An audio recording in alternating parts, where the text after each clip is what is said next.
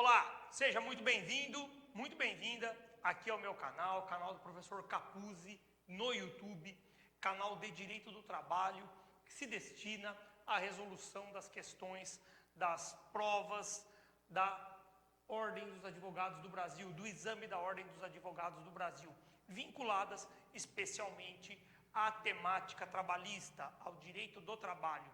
Na prova de hoje, nós vamos solucionar, ou no vídeo de hoje vamos solucionar, a prova número 34, o 34º exame da Ordem dos Advogados do Brasil, aplicado pela FGV, com relação à peça prático-profissional de direito do trabalho. Vamos seguir a mesma lógica, eu vou lendo aqui na tela, anotando no quadro, e você vai acompanhando. Lembrando sempre que nós temos aqui na descrição deste vídeo, tanto o gabarito quanto o enunciado também da peça, bem como uma resolução, uma proposta de solução deste problema que nós vamos hoje resolver, tá bom? Vamos lá então.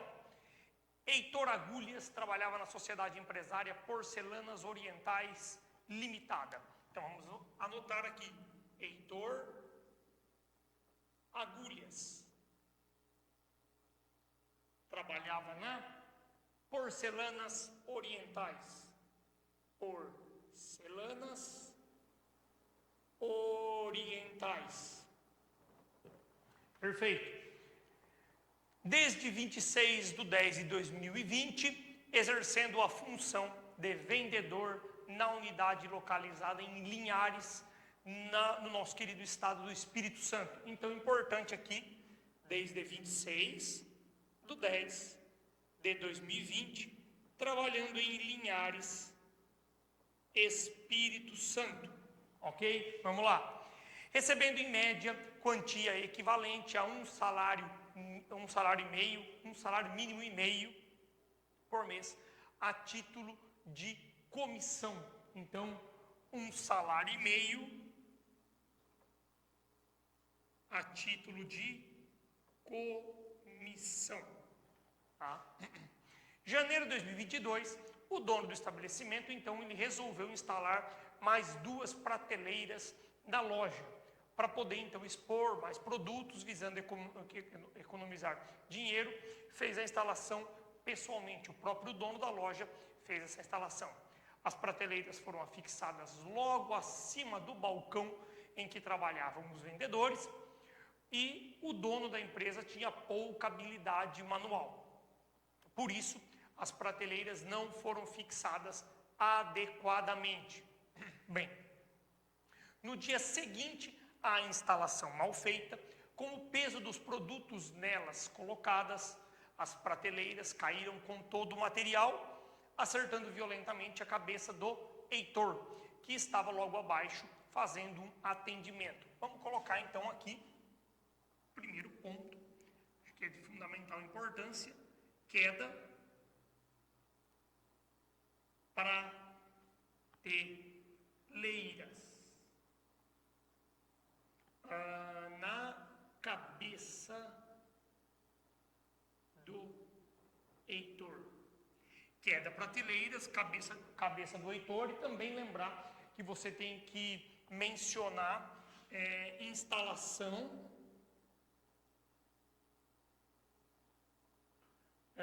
mal feita. Tudo bem? Legal. O Heitor, então, desmaiou com o impacto, foi socorrido e conduzido ao hospital público. Oportunidade de receber o atendimento, levou 50 pontos na cabeça. Caraca, 50 pontos na cabeça. Perfeito. Testa e face. Opa, testa e também na face. Bem, resultando em uma grande cicatriz, que, segundo o Heitor, passou a despertar a atenção das pessoas que reagiam negativamente ao vê-lo. Então, cicatriz. Heitor teve o plano de saúde que era concedido pela sociedade empresária. Então, a Porcelanas Orientais fornecia o plano de saúde.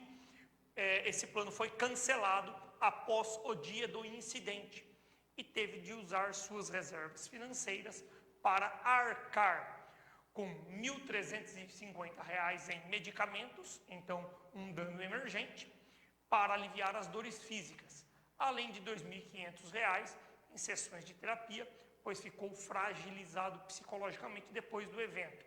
Vamos anotar então aqui, R$ 1.350 medicamentos e R$ 2.500 em terapias.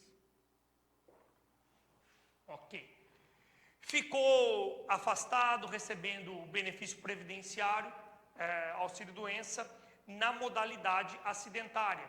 O auxílio, que é o código, é lido sob a modalidade do código B91, auxílio por incapacidade temporária. A nomenclatura nova, auxílio por incapacidade temporária. O nome anterior, que ainda é muito difundido, muito utilizado, embora tecnicamente não seja o mais adequado, é o famoso auxílio-doença. Nós temos duas modalidades de auxílio-doença, falaremos posteriormente. Ele teve alta médica, 3 meses após ele retornou, ele ficou, teve alta médica 3 meses após o afastamento, não é? E ele foi dispensado sem justa causa quando retornou ao trabalho. O Heitor, então, ele procura você, como advogado, querendo propor alguma medida judicial para a defesa dos seus interesses, pois está desempregado, sem dinheiro para se manter, sentindo-se injustiçado, porque ainda precisará de tratamento médico e suas reservas financeiras acabaram. Vou pedir para o Vitor só subir um pouquinho, Vitor, mais uma. Aí, perfeito. Interessante você verificar neste parágrafo acima do Heitor procura você, veja que o auxílio-doença, o auxílio por incapacidade temporária, ele é sob a modalidade acidentária B91 e aqui é muito claro, ele teve alta médica 3 meses após esse afastamento, retornando com a sua capacidade laborativa preservada, ele conseguiu voltar ao trabalho, mas foi dispensado quando ele retornou. Tudo bem? Então, deixa eu só anotar aqui, Vitor, ó. Ele ficou afastado, percebendo auxílio por incapacidade temporária, código é o B91, a gente vai falar sobre isso, ficou 3 meses afastado pelo INSS. Basicamente as informações são essas e foi dispensado. Na data do retorno. Perfeito. Agora sim, podemos prosseguir. Né? Além dos documentos comprobatórios do atendimento hospitalar e gastos, então temos documento, veja aqui, que a DOC aqui e a DOC também aqui. Opa, esse DOC ficou bem feio, a gente vai refazê-lo.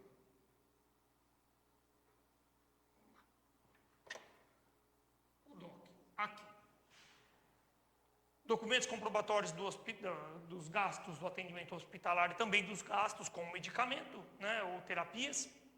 Heitor exibe a CTPS devidamente assinada pela sociedade empresária. Então, veja, vamos colocar aqui CTPS, carteira assinada. E o extrato do FGTS. Opa! Vou fazer uma menção aqui, extrato do FGTS, no qual constam, ou melhor, não constam depósito nos 3 meses de afastamento. Extrato de FGTS sem depósito nos 3 meses de afastamento. Perfeito. Como advogado, então, do Heitor, você deve propor ou elaborar a medida judicial em defesa dos interesses dele. Aqui é uma petição inicial, evidentemente, tá? uma reclamatória trabalhista que você vai distribuir, que você vai elaborar, e basicamente o pedido se circunscreve com relação a esse acidente sofrido pelo Heitor por conta da queda da prateleira, que foi instalada de modo atécnico, de modo não perito, por conta do seu empregador, resultando então na queda e na grave lesão sofrida por ele. Se você analisar o gabarito da Ordem dos Advogados do Brasil, primeiro ponto que eu tenho que chamar a sua atenção é para a competência territorial. 651, caput da CLT. Por quê? O nosso glorioso Heitor, ele trabalhava em Linhares, no estado do Espírito Santo, que é competência da Justiça do Trabalho, nós não temos dúvida. Competência material, eu digo, 114, inciso 6 da Constituição Federal. E a competência territorial, professor? Competência territorial, ela se circunscreve ao local de prestação de serviços pelo trabalhador. Como regra, artigo 651, caput da consolidação das leis do trabalho. Nós temos exceções, parágrafo 1º, 2º, 3º, tem quem entenda jurisprudencialmente uma parcela aí que o trabalhador pode distribuir a sua reclamação trabalhista no local de seu domicílio, enfim. Ok, tudo isso existe de fato, mas para a prova da Ordem dos Advogados do Brasil, do exame da Ordem dos Advogados do Brasil, não invente moda, tá? Vá diretamente no que a legislação prevê ou no que uma jurisprudência simulada ou vertida em uma orientação jurisprudencial pode te dar base. Aqui, a competência é muito clara pela cidade de Linhares, no Espírito Santo, tendo em vista que a própria narrativa diz que ele trabalhou na cidade de Linhares. Tá bem? Perfeito. Então, excelentíssimo senhor doutor, juiz do trabalho, da X Vara do Trabalho de Linhares. Você tem um modelo aí no seu, clicando aqui no link que está disponível abaixo do vídeo. Temos ainda as partes e o fundamento legal. O fundamento legal sempre da petição inicial é o 840, parágrafo 1º da CLT. Tudo bem? Que diz lá acerca dos pressupostos básicos que devem ser objeto de observação pelo advogado ou pelo autor para que a sua petição esteja regular, para que possa ser apreciada pelo juiz trabalhista. Qualificação do reclamante e reclamada, está tudo no modelo, eu não fico aqui digerindo essas partes não. Subindo, nós vamos lá para a gratuidade de justiça. Aqui o gabarito da Ordem dos Advogados traz o pleito de gratuidade de justiça gratuita logo como primeiro tópico da petição inicial. Particularmente não faço isso na prática. Posso deixar por último? Normalmente eu peço por último, ou peço inclusive já nos pedidos, tá? Posso fazer por último, posso fazer primeiro? Pode, não tem nenhum prejuízo. Aqui é bem simples, você vai citar o 790, parágrafo 3º da CLT, embora o gabarito, o espelho aqui, também traga o parágrafo 4º. Mas o parágrafo 3º, ele é mais enfático e ele dá maior substância ao seu fundamento. Essa é a minha visão. Eu vou ler com você, ó. É facultado aos órgãos julgadores e presidentes dos tribunais do trabalho, de qualquer instância conceder a requerimento de ofício, o benefício da justiça gratuita, inclusive quanto a traslados e instrumentos, aqueles que percebam salário igual ou inferior a 40% do limite máximo dos benefícios do regime geral de previdência social. Claro que nós não temos uma informação exata acerca de quanto o Heitor recebia. Ele recebia 1,5 a título de comissão. Bom, podemos pensar que esse 1,5 é o salário total. Posso pagar só por comissão? Posso. Estou respeitando o salário mínimo? Teoricamente posso. Eu aplicaria diretamente. Vou fazer aqui a a sequência, gratuidade de justiça, embora pequeno, só para nós não nos perdermos, e mencionar o 790, parágrafo 3º. Se ele recebe um e-mail, um salário mínimo por mês, evidente que ele recebe menos de 40% do teto da Previdência. Portanto, então, o 790, parágrafo 3º, aplica-se ou cai como uma luva neste caso. É direito subjetivo dele ter deferido o pedido de justiça gratuita. Então, fazer menção a esse ponto especificamente. Vamos diretamente, pulando da justiça gratuita, nós vamos para a responsabilidade civil. E a responsabilidade civil, temos alguns pontos que devem ser abordados. Primeiro ponto, terapias, medicamentos. Ou seja, vou até buscar ser um pouco mais claro aqui. Responsabilidade civil, você vai fazendo e digerindo a responsabilidade por tópicos para não se perder. O que eu preciso pensar primeiramente? Um dano de índole material. Veja que o Heitor, ele teve gastos no montante de 1.350 com medicamentos e 2.500 com terapia. Portanto, nós temos na responsabilidade civil um dano material.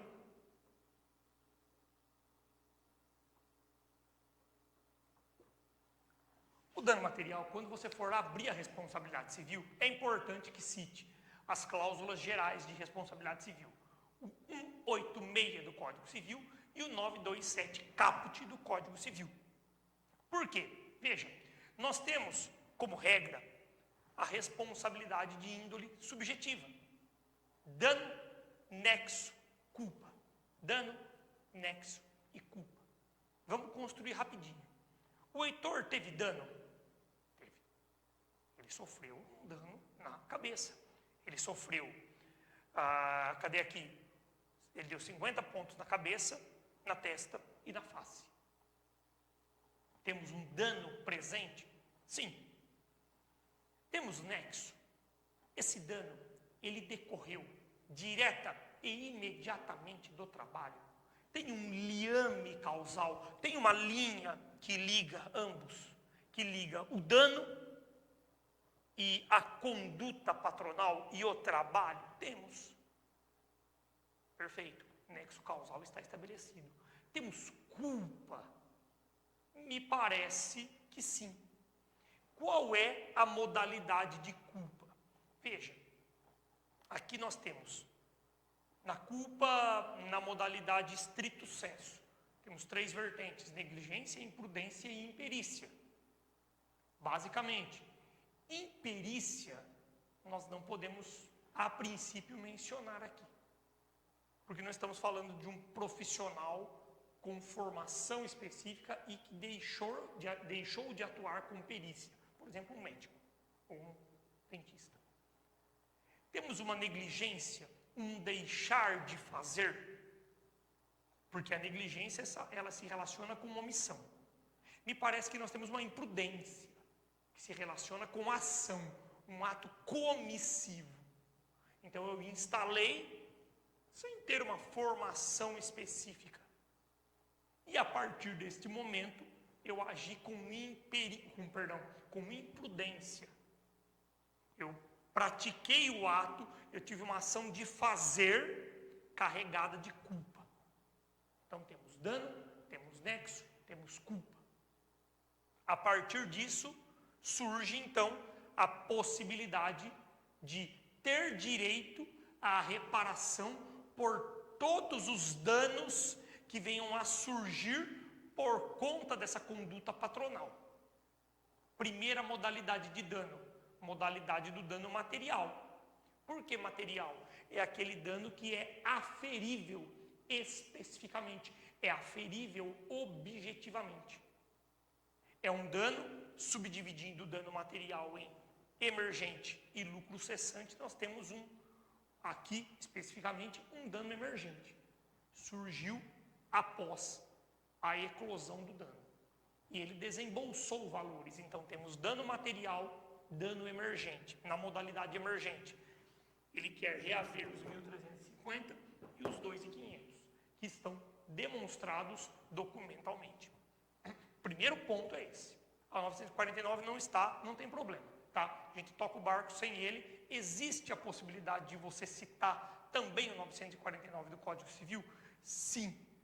Contudo, a minha sugestão, tanto quando nós falamos sobre dano material, sobre dano moral, sobre dano estético, eu gosto de citar o 186 e o 927, porque como regra estão no gabarito da série, ou estão no gabarito da Ordem dos Advogados do Brasil, e você não erra, você não fica perdendo tempo buscando um dispositivo normativo específico, como o 949. Tudo bem? Então cita o 186, cita o 927 caput do Código Civil e fundamenta. Olha, houve um dano de índole material na modalidade emergente, o Heitor teve 2 custos diretos, 1.350 de medicamento e 2.500 de terapia, e tem direito ao reembolso deste valor, seria indenizado deste valor. Perfeito? Pode mandar bala. Pode subir aí, maravilha. O próximo tópico é a indenização por dano moral. Dano moral. A OAB diz aqui, indenização por dano moral pelo constrangimento. Sim, quando você sofre um acidente do trabalho, especialmente e notadamente carregado ou caracterizado pela subitaneidade, que é o caso. O que é um acidente do trabalho carregado de subitaneidade? É aquele acidente típico. Quando eu falo de acidente, você pensa o que de imediato? Fator de impacto. Fulano sofreu um acidente, ciclano sofreu um acidente. Você pensa em quê? Uma pancada seca. Você não pensa em doença a princípio. Você pensa em acidente, guardado pela subitaneidade. Pum, bateu. Esse é um acidente típico. Nós temos um acidente típico aqui? Temos. Caiu a prateleira na cabeça do Heitor. Foi carregado por subitaneidade? Com fator de impacto? Claro que foi, sim. Portanto, quando nós temos um acidente de trabalho típico, inegavelmente vai surgir, a partir deste acidente, a possibilidade de esse ofendido pretender uma indenização por dano moral. Mas por quê, professor? Veja, a ideia é a mesma. Dano, nexo, culpa. Tem dano? Tem, ele sofreu. Mas qual é o dano? O dano que ele sofreu, que nós pedimos antes, é o dano de ele ter desembolsado 1.350 e ter desembolsado R$2.500. Perfeito. Este é o dano material, aferível, objetivamente, que saiu do bolso dele. O dano que nós vamos falar agora, ou estamos falando, é o dano moral, por conta do sofrimento através do acidente. Quando você sofre um acidente, inegavelmente, você se sente ofendido, constrangido moralmente. Claro que se for por culpa de outrem. Essa dor íntima, esse constrangimento íntimo, essa dor psíquica, ela foi causada por alguém. Por quem aqui? Porcelanas. Veja que o rapaz tomou 50 pontos na cabeça, na testa e na face. Então, a partir do momento que houve aquele acidente por culpa do empregador, surge um dano moral, um dano próprio, subjetivo daquele que é o ofendido. E esse dano deve ser reparável. Esse dano é o dano moral. Por isso que a OAB fala aqui, indenização por dano moral pelo constrangimento. Existe a possibilidade de você fundamentar o dano moral ou a pretensão de indenização de valor a título de dano moral também pelo 186 também pelo 927 caput do Código Civil. E recomendo que assim o faça. Por que, Capuzzi? Porque se você ficar buscando dispositivos normativos na CLT, no Código Civil, talvez você não se recorde, não encontre no momento. Temos outros dispositivos que fundamentam? Temos, agora eu trouxe aqui 223B da CLT, 223C da CLT, não vou ficar lendo para não perder tempo aqui. Mas fundamente, guarde isso, fundamente no 186 e no 927 caput, que prevê ou que consagram ambos a cláusula geral de responsabilidade civil. Você pode usar para tudo. É aí que mata a charada. Por que há o dano moral? O dano moral, o dano sofrido pelo trabalhador, no caso aqui, ele é in re ipsa, ele é presumido. O trabalhador, quando ele tomou o ponto na cabeça lá, quando ele sofreu essa grave lesão no seu corpo, ele não precisa demonstrar para o juiz que ele sofreu. Levar uma testemunha lá e falar para o juiz, olha, o Capuzzi, é verdade, ficou muito triste com essa situação, ficou de cama lá, ficou uma semana deitado, com qualquer tipo de problema psicológico, psiquiátrico, ficou profundamente abatido com essa circunstância. Não precisa. E por quê? Porque o dano, ele já é presumido. Quando você sofre um acidente de trabalho com impacto, o dano, ele é presumido. O juiz já entende que você está sofrendo por conta do corte que sofreu na cabeça, na testa e na face. Então temos dano material e dano moral pelo sofrimento advindo do acidente. Outro ponto, dano estético. O que é o dano estético? É a quebra da compleição corporal.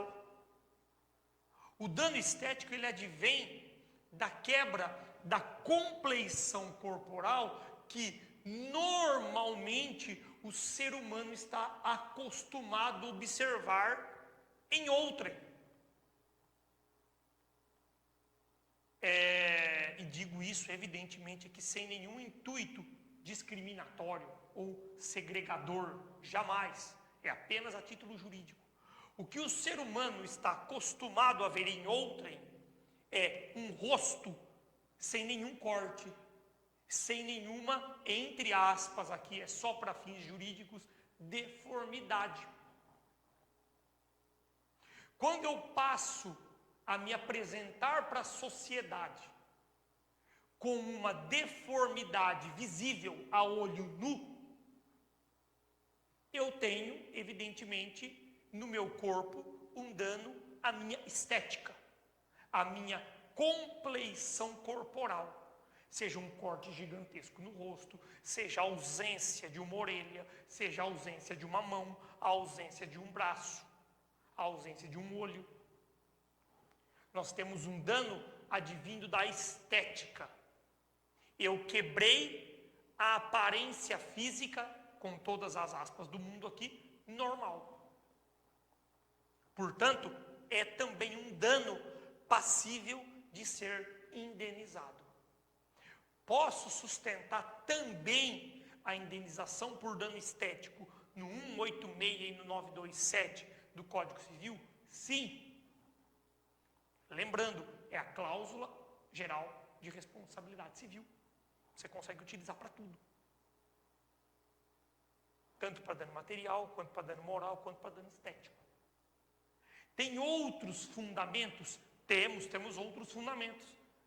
223B da CLT, 223C da CLT também. Posso acumular, professor, o dano moral com o dano estético? Posso tranquilamente.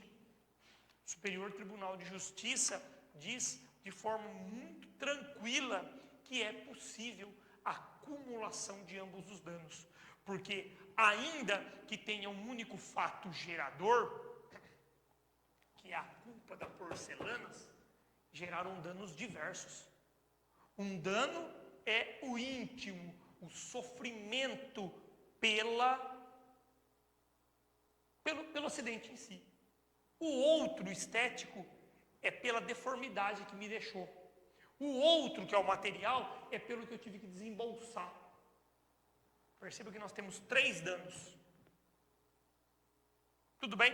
Consegue compreender isso? Se tiver dúvida, você me chama no Instagram, @professorcapuzzi, e a gente conversa lá. Bom, a partir disso, vamos saindo, não é, da responsabilidade civil. Inegavelmente vai pedir a condenação da empresa aqui no dano material com relação a 2.500, eu sou ruim de conta, 3,5, 3.850 com relação a dano material. Dano moral, cifrão e deixa em branco. Dano estético, cifrão e deixa em branco. Perfeito? Não inventa moda de querer inventar um valor ali, tá? Bom, terceiro tópico, nós vamos cair no FGTS. E temos lá, bem simples. O artigo 28, inciso 3. Aqui vou citar diretamente o decreto que regulamenta a Lei 8.036, né, que é a lei do FGTS, que é específico. Você pode citar o artigo 15, parágrafo 5º da lei do FGTS, fundamentando, ou pode citar o decreto também. Né? Tudo bem? Ambos. Mas eu quis trazer o decreto por ser mais específico. Veja o que o decreto 99684/90, que regulamenta a lei do FGTS, diz: o depósito da conta vinculada do FGTS é obrigatório, também nos casos de interrupção do contrato de trabalho previsto em lei, tais como licença por acidente do trabalho. Neste caso, nós temos o afastamento do trabalhador através do INSS, mas por uma imposição legal trazida pelo 15, parágrafo 5º da Lei 8.036/90, que é a lei do FGTS, e, lógico, repetida de forma específica no decreto 99684, que regulamenta a lei do FGTS, diz que o depósito de FGTS, ou os depósitos, devem continuar sendo realizados pelo empregador quando houver uma licença por acidente do trabalho. O que é uma licença por acidente do trabalho? Veja só, nós temos aqui o auxílio por incapacidade temporária. Resumindo, se eu tenho um auxílio-doença concedido na modalidade acidentária B91, o meu empregador tem que continuar depositando os FGTS, os valores a título de FGTS, mês a mês. No caso, Porcelanas Orientais assim não o fez.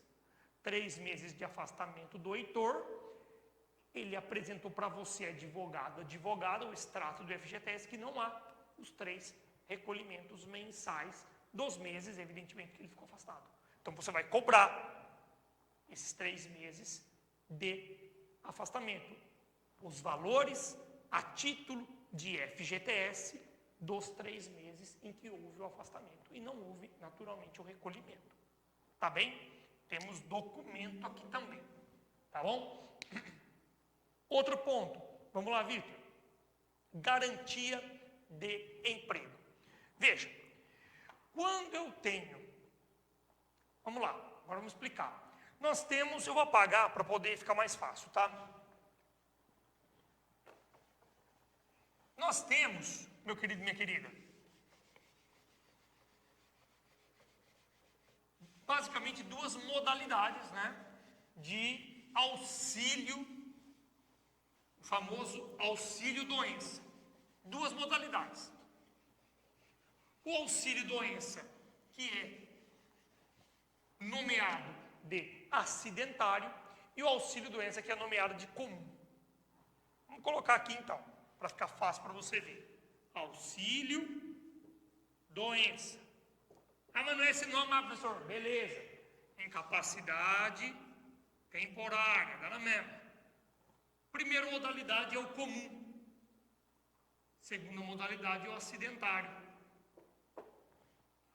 Quando eu tenho o afastamento pelo INSS, na modalidade comum, eu sou afastado, quebrei o pé jogando bola final de semana, sou afastado por 6 meses do meu trabalho, ok, recebo auxílio doença comum, ou benefício por incapacidade temporária na modalidade comum, que é a modalidade B31.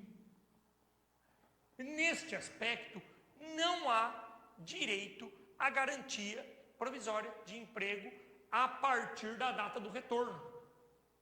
Então, significa que quando o meu pé fica bom, eu volto lá para o meu trabalho e eu não possuo garantia provisória de emprego, eu não possuo a famosa estabilidade acidentária prevista no 118 da Lei 8.213/91. Porque eu recebi auxílio doença comum. O acidente que eu sofri não tem vinculação com o trabalho. De outro lado, quando eu recebo o benefício do auxílio doença ou do benefício por incapacidade temporária, na modalidade B91, quando eu retornar para o trabalho, eu tenho a garantia provisória de emprego de 12 meses, contados da data do retorno. Por quê? O 118 da Lei 8.213/91 é claro, ao dizer que o trabalhador tem estabilidade de 12 meses da data do retorno, quando cessado o auxílio doença acidentário, ou quando cessado o benefício acidentário. Neste caso, o Heitor, ele sofreu um acidente do trabalho? Sim. Recebeu benefício acidentário? Sim. Está no próprio problema. O próprio problema está narrando que ele recebeu benefício por incapacidade temporária B91 por 3 meses. Recebeu 1, tem direito. Recebeu 2, tem direito. Recebeu 3, tem direito. Recebeu benefício durante 5 anos, depois voltou, tem direito? Tem. Quando ele volta, ele tem direito a 12 meses de garantia de emprego, não pode ser dispensado. O que aconteceu? Quando ele voltou, enfiaram o pé nele, pode ir embora. Linha. Na data do retorno ele foi dispensado. De modo que a OAB pede aqui? Reintegração pelo acidente de trabalho. Indicação do 118 da Lei 8.213/91. E aí, eu trouxe para o seu conhecimento a súmula 378, item 2 do TST. Eu vou ler para você. São pressupostos para a concessão da estabilidade, desta estabilidade aqui, o afastamento superior a 15 dias e a consequente percepção do auxílio doença acidentário. Acabou, não vou nem ler o resto. Afastou por mais de 15 dias, recebeu auxílio doença acidentário. Recebeu, tem garantia provisória de emprego. O que você vai pedir então? Reintegração do Heitor. Porque ele foi dispensado logo após o retorno. Quando ele pisou para voltar, pode ir embora. Pode ir, tchau, tchau, tchau, tchau. Perfeito? Esta é a lógica, está no modelo para você entender aí. Não vou ficar explanando, porque caso contrário a gente perde muito tempo. A lógica é só comentar. Mais um ponto que é fundamental para o seu conhecimento. Restabelecimento do plano de saúde. Afinal de contas, você vai ter lá a súmula 440 do TST, que é específica neste ponto. Ah, mas súmula vale? Claro que vale. Especialmente para a ordem dos advogados aí, para concursos de maneira geral, súmula, entre aspas aqui, é claro, súmula é lei. Tá? Vamos lá, veja.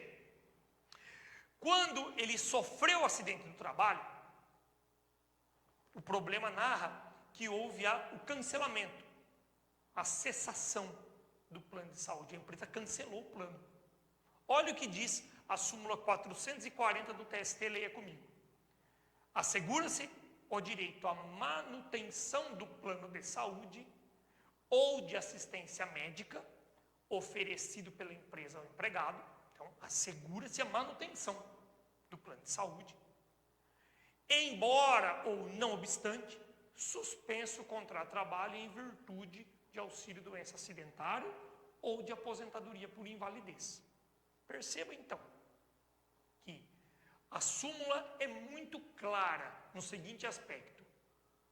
Mesmo que o contrato esteja suspenso por conta de o trabalhador estar recebendo auxílio-doença acidentário, ou seja, se o trabalhador estiver afastado recebendo benefício do INSS, acidentário, é o que diz a súmula, hein?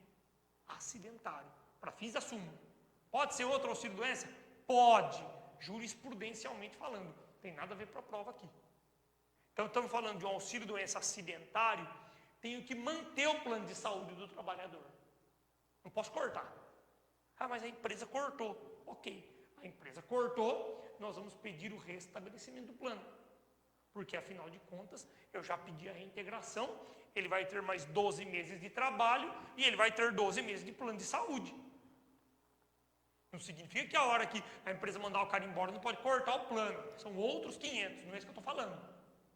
Estou falando que ele foi dispensado injustamente, e ele tinha estabilidade, ele vai ter que ser reintegrado, e o plano de saúde vai ter que ser, entre aspas, religado. Restabelecimento. Restabelecimento do plano de saúde com base na súmula 440. Por quê? O contrato, se a súmula prevê que o plano de saúde deve ser mantido mesmo quando ele está afastado por auxílio-doença acidentário, quanto mais quando ele estiver trabalhando. É o caso. Beleza? Tudo bem? Ponto. Vamos lá. Para finalizar, tutela provisória. Provisória de urgência.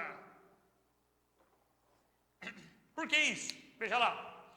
Concessão de tutela de urgência, tutela provisória de urgência, né? No caso aqui, a OAB mistura um pouco os conceitos. É porque é algo muito... É uma nomenclatura muito extensa e alguns operadores do direito acabam confundindo, de modo que ela coloca lá, concessão de tutela de urgência, de evidência provisória, antecipatória ou liminar. Tecnicamente, o que é? Tutela provisória de urgência. Pronto. Liminar, se quiser falar aqui, sem ouvir a parte contrária. Tá? Mas a OAB aceita qualquer nomenclatura. Concessão de tutela provisória de urgência liminar para reintegração imediata e para o restabelecimento do plano de saúde. Basicamente, eu preciso que a reintegração se dê amanhã e que a reativação ou restabelecimento do plano de saúde também se dê amanhã.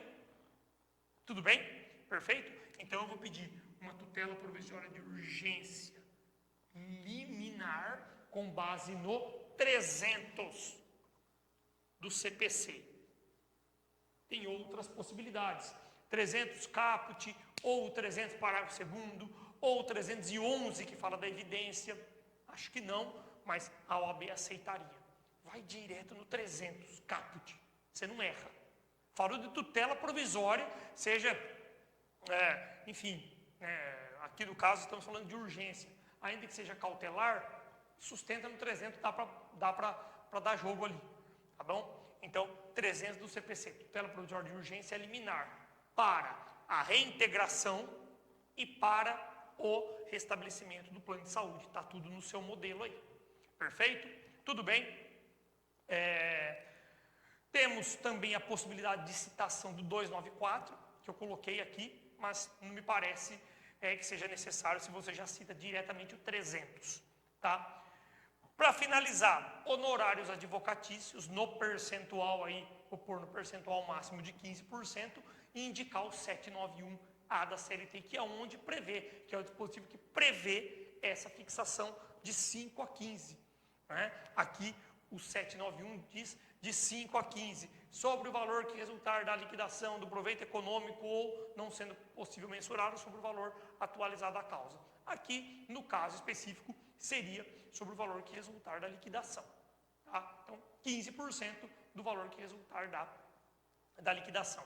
Os requerimentos finais estão todos no modelo. Então, você vai ter que reiterar o pedido de tutela de urgência, de evidência, indicar as provas que você pretende produzir, aquele texto básico, indicar o valor da causa e o cifrão de cada pedido especificamente, a expressão econômica de cada pedido, e aí local, data, advogado, etc., que é o fechamento. Tudo bem? Basicamente essa é a ideia desse problema da OAB número 34, tá? Bem, pessoal, é isso. Espero que você tenha gostado, espero que este vídeo tenha auxiliado na sua preparação, na preparação do seu marido, da sua esposa, do seu colega, do seu namorado, do seu vizinho, do seu, enfim, de qualquer membro da sua família, ou que seja seu amigo, que seja uma pessoa próxima. Também quero deixar registrado aqui a minha rede social, registrada, @professor Capuzzi, lá no Instagram. Se tiver dúvida, pode me chamar. Agradeço mais uma vez a sua paciência, a sua atenção para com esse canal. Se você gostou, clica, curte aqui e também se inscreve para que eu possa ser estimulado a cada dia mais produzir vídeos. Tá bom? Fiquem todos com Deus. Um grande abraço. Tchau.